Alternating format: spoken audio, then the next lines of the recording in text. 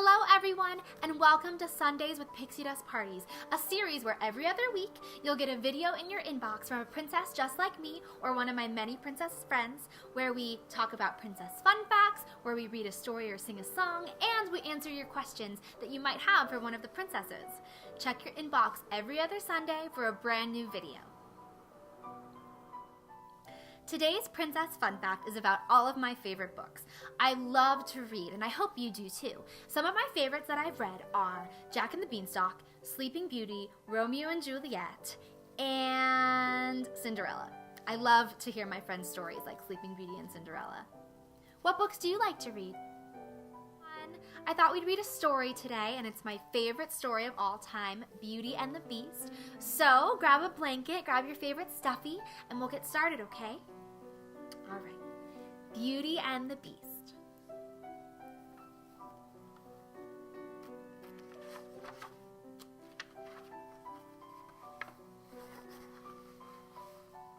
One cold evening, a poor old woman knocked on the door of a castle in a forest. A handsome prince answered. The old woman asked for a place to stay in exchange for a beautiful red rose. The prince was disgusted by the woman's appearance and turned her away. Suddenly, the woman magically changed into a beautiful enchantress. She turned the selfish prince into an ugly beast and cast a spell on everyone in his castle. For the spell to be broken, the prince would have to learn to love and be loved in return before the last enchanted rose petal fell.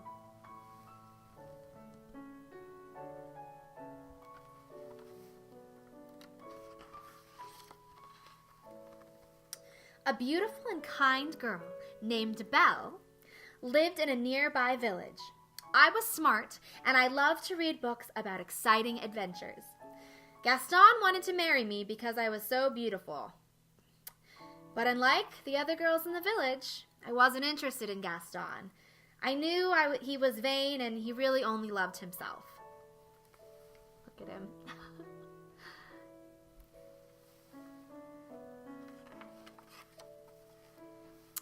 My father, Maurice, was an inventor.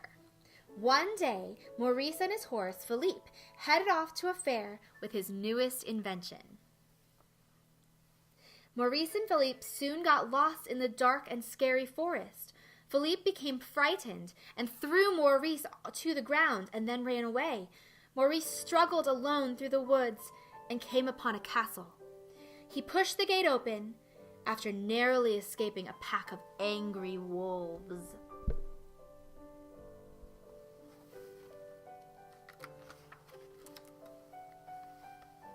Maurice entered the castle.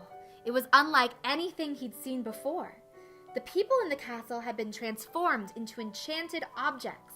Lumiere, the candelabra, and Cogsworth, the clock, greeted Maurice and made him feel welcome.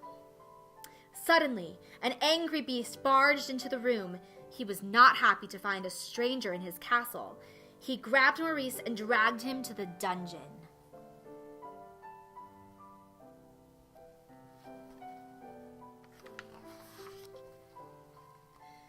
When Philippe returned home without Maurice, I knew my father was in trouble. I begged the horse to take me to him. After a frightening ride through the forest, Philippe and I arrived at an enormous castle. I rushed inside. I found my father locked in a cell. We hugged through the bars, and Maurice tried to explain what had happened. Then we heard footsteps coming towards us.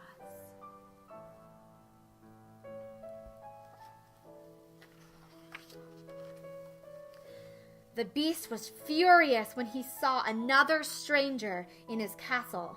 I was terrified, but I pleaded with the beast to please let my father go. Take me instead, I begged. I promised to stay with the beast forever. In exchange for my father's freedom, the beast agreed.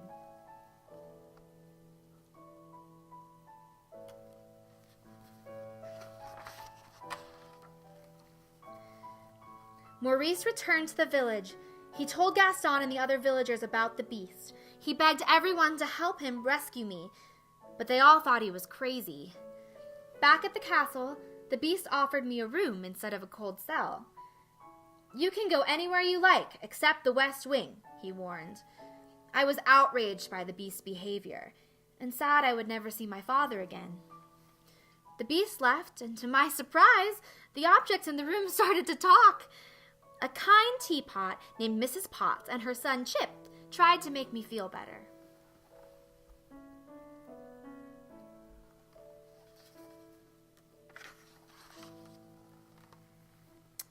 My new enchanted friends invited me to the dining room for an extravagant feast.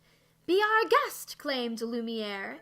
The spoons danced, the napkins twirled, and the bottles popped their corks. I couldn't believe my eyes.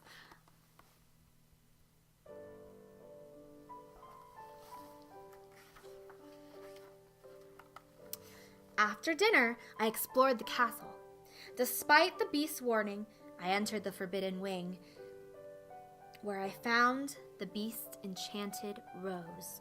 The beast grabbed the rose before I could touch it. "Get out!" he roared. I was terrified. I ran out of the castle and I found Philippe, but we didn't get far. The woods were too dark and dangerous. The hungry wolves soon surrounded me. I was in trouble.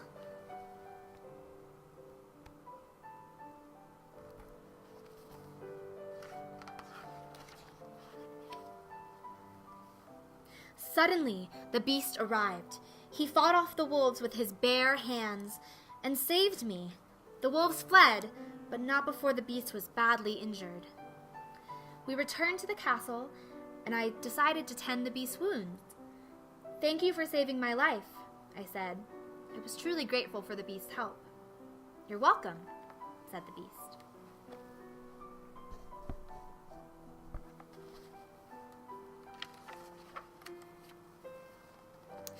After that, the beast and I spent a lot of time together. The beast showed me his enormous library. I taught him to be patient and to use good manners. I began to see the beast differently. I saw that he had a kind heart. The beast was also learning to care for someone other than himself. He hoped that maybe one day the spell could be broken.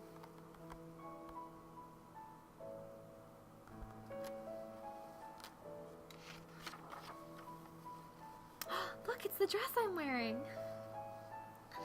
One evening, the beast invited me to a special dinner. He remembered to use good manners, just as I had taught him. After dinner, we danced in the grand ballroom. Our feelings for each other grew even stronger. The beast asked me if I was happy. "Yes," I said, "but I wish I could see my father again."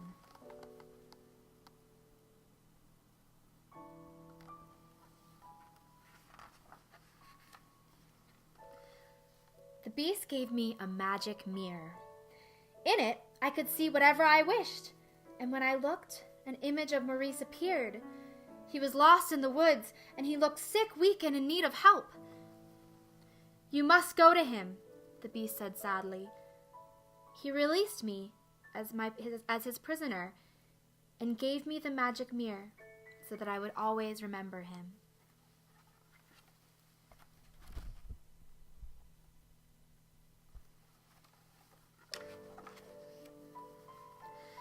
I found my father and took him back to the village, but Gaston told everyone Maurice was crazy and should be sent away. "He thinks he's seen a beast," shouted Gaston. To prove that my father wasn't crazy, I showed Gaston the beast in the magic mirror. Gaston was shocked. He convinced the villagers that the beast was dangerous. He locked me and Maurice in a cell of our own, and then he gathered a group of people and set out to attack the beast. We don't like Gaston very much.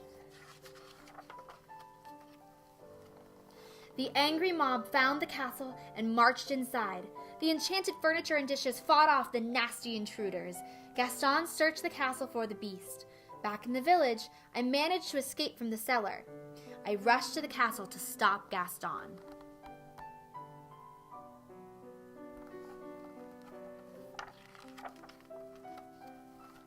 Gaston had found the beast and was ready to attack. At first, the beast didn't want to fight. He was very sad that I had left, but to his surprise, I returned. He regained his confidence and started to fight back against Gaston.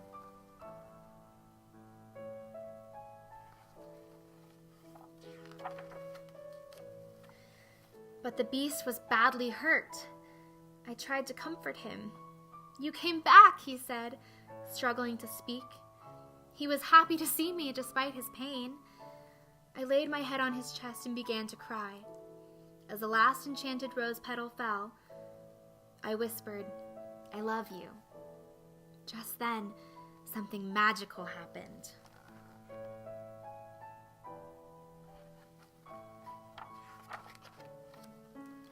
The beast rose into the air. Rays of sparkling light hit the ground. The beast began to transform. His claws turned into hands, and his fur disappeared. He was human again. The spell was broken.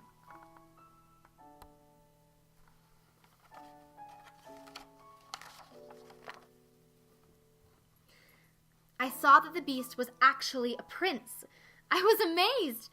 "Belle, it's me," declared the prince. I felt his soft hair and rubbed his smooth face. I looked deeply into his eyes. "It is you," I exclaimed.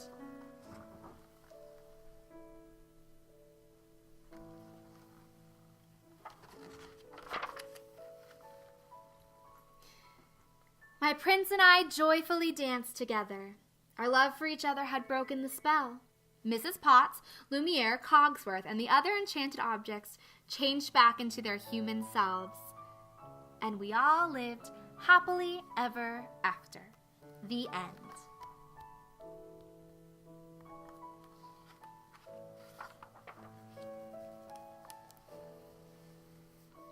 Thank you so much for watching. I hope you enjoyed our story today.